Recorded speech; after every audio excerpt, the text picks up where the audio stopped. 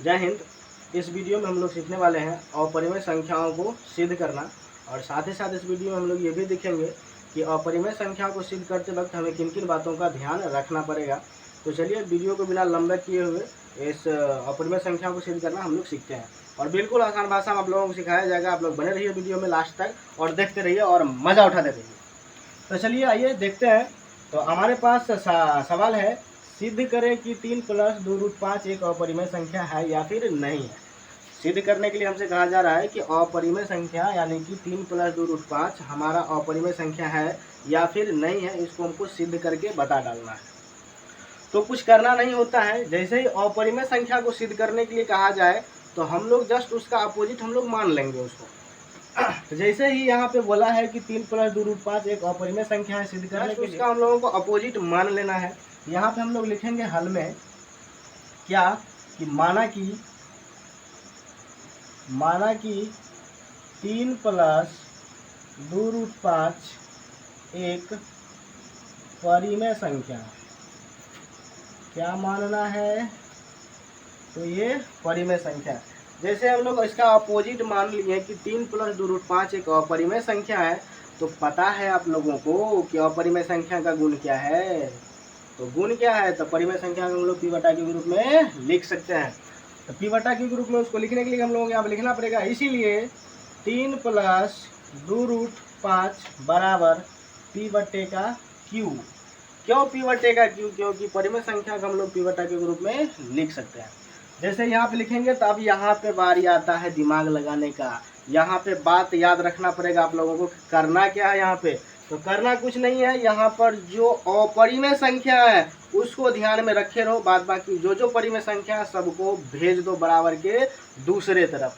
तो आइए यहाँ पे करके देखते हैं। या 3 हमारा परिमेय संख्या है, यहाँ पर 2 की बात कर लिया जाए तो 2 भी हमारा परिमेय संख्या है। 5 की बात किया जाए तो ये हमारा अपरिमेय संख्या है। तो अपरिमेय संख्या पर विशेष ध्यान देना पड़ेगा कि जो अपरिमेय संख्या है सिर्फ उसको बराबर के बायां तरफ ही रखना है, बाद बाकी जो भी परिमेय संख्या सबको बराबर के दायां तरफ भेज दो। तो कैसे होगा? तो सबसे पहले यहाँ पर अगर भेजने वाले हैं बराबर के दायां तरफ किसी भी संख्या को, तो वो हमारा है 3। इसको सबसे पहले भेज देते हैं। तो हम लोग लिखेंगे 3 को अगर भेजना है तो 2√5 बचेगा।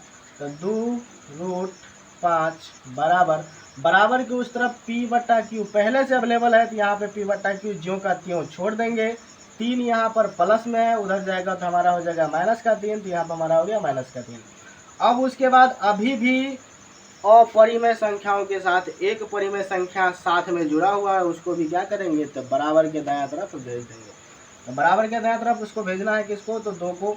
तो यहाँ पे देखना पड़ेगा, तो बचेगा हमारे पास सिर्फ √5 बराबर का इधर p/q -3 है, तो इसको ज्यों का त्यों ऐसे ही लिखना पड़ेगा। p/q -3 इधर 2 को नहीं लिखे हैं, भेजना है बराबर के दायां तरफ। तो 2√5 के साथ गुना का संबंध दिखाता है। जैसे ये बराबर के दायां तरफ जाएगा तो ये भाग में चला जाएगा। कहाँ चला जाएगा? तो भाग में चला जाएगा। तो अब यहाँ पे देखना है, कुछ करना तो यहाँ है नहीं, हमारा आंसर बन के रेडी है।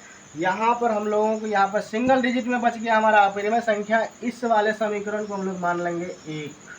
हमारा ये हो गया समीकरण 1। अब एक चीज़ और वो देखना है, किधर? तो बराबर के दायां तरफ की संख्याओं को इस पर नज़र डालते हैं और देखते हैं ये है तो है क्या। तो यहाँ पे लिखा हुआ है p/q। क्या लिखा हुआ है? p/q। तो p/q मेरा क्या होता है? तो एक परिमेय संख्या होता है। तो p/q की जगह पे कोई भी एक परिमेय संख्या हम लोग उदाहरण के तौर पर लेते हैं, वो हमारा हो जाए 2/3। मान लो ये मेरा p/q है, ये हमारा परिमेय संख्या है। p/q जो हम लिखे हैं 2/3, यानी कि p अगर बात किया जाए तो p इसमें हमारा 2 है और q हमारा 3 है। यहाँ पे क्या कहा गया? p/q -3, मतलब p/q में से 3 को घटाओ। तो 2/3 मेरा p/q है, इसमें से 3 को घटा लेंगे। तो जैसे ही घटाएंगे तो यहाँ पे हो रहा है अलजबरा है, बदमाश है। कथी है? तो बदमाश है। कथी है? बदमाश। इसको बनाएंगे भिन्न का घटाव। क्या बनाना है? तो भिन्न का घटाव। जैसे ही बनाएंगे तो 3 और 1 का हो जाएगा हमारे पास लघुत्तम, यानी कि एलसीएम हमारा क्या हो जाएगा? 3। तो लिख दिए 3 से भाग लगाए इस 3 में, तो एक बार में जगह 1 से गुना करेंगे तो हमारा हो जाएगा 2। माइनस है तो माइनस ज्यों का त्यों लिख दिए। 1 से भाग लगाएंगे 3 में तो 3 बार में जाएगा, और 3 से गुना करेंगे तो हमारा हो जाएगा 9। इसको अगर हम सॉल्व कर लेते हैं तो हमारा हो जाएगा -7/3। तो देखना ये है कि P/Q यानी कि 2/3 हमारा परिमेय संख्या है, और इस परिमेय संख्या में से हमको 3 को माइनस करना था। तो इस 2/3 में से हम 3 को माइनस कर दिए तो मेरा आंसर निकल गया -7/3। ये भी हमारा एक परिमेय संख्या है, ये भी हमारा क्या है, एक परिमेय संख्या है। अब उसके बाद की बात देखते हैं। तो P/Q -3 ये कर लिया, हमारा क्या हो गया, परिमेय संख्या। अब इसमें 2 से भाग भी लगाना है, तो इसमें 2 से हम लोग भाग भी लगा के देख लेते हैं।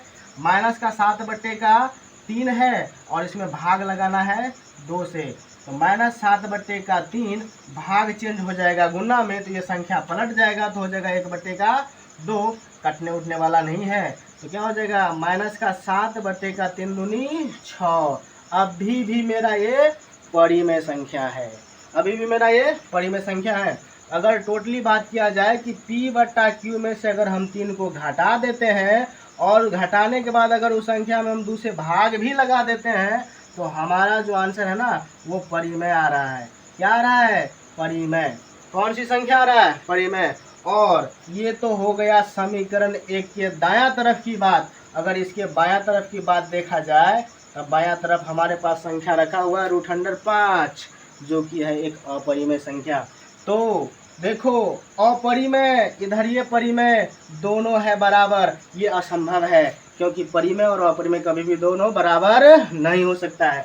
तो क्या हमने कोई कैलकुलेशन करने में दिक्कत किए हैं, कैलकुलेशन करने में कोई हमसे कमी हुई है? तो चलो चेक करते हैं। चेक क्या करें, तो P/Q 2/3 माने 3 को घटाएं, यहाँ पे लघुत्तम लिए 3, ये भी सही है।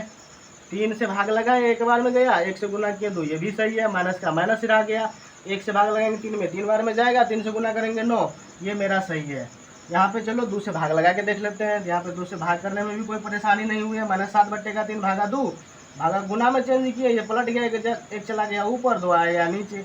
तो चलो -7/6 ये भी आया, ये भी कैलकुलेशन मेरा सही है, गलत नहीं है। तो क्या इससे ऊपर ये गलत किया है?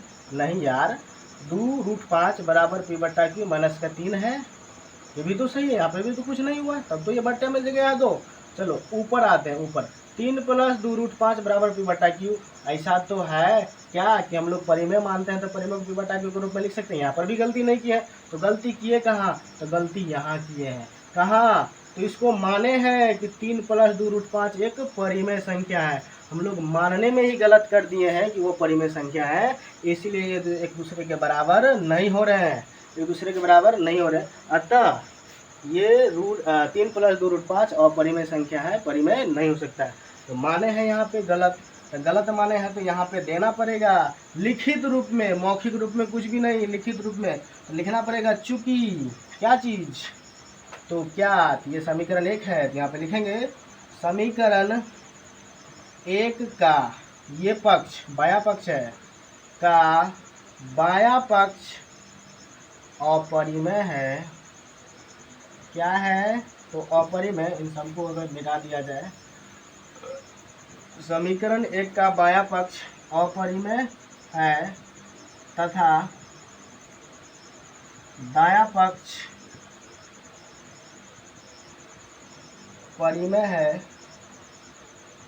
जो बराबर नहीं हो सकता।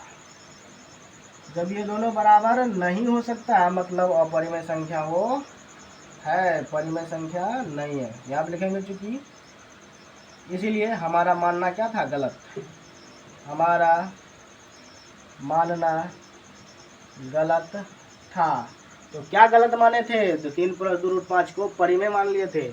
तो अगर वो परिमेय नहीं है तो क्या है, अपरिमेय। तो अतः 3 + 2√5 एक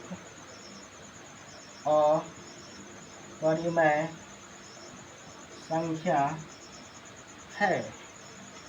कैसा लगा वीडियो आप लोगों को? अगर वीडियो अच्छा लगा तो वीडियो को लाइक, सब्सक्राइब, शेयर जरूर करें। मिलते हैं नेक्स्ट वीडियो में, तब तक के लिए जय हिंद।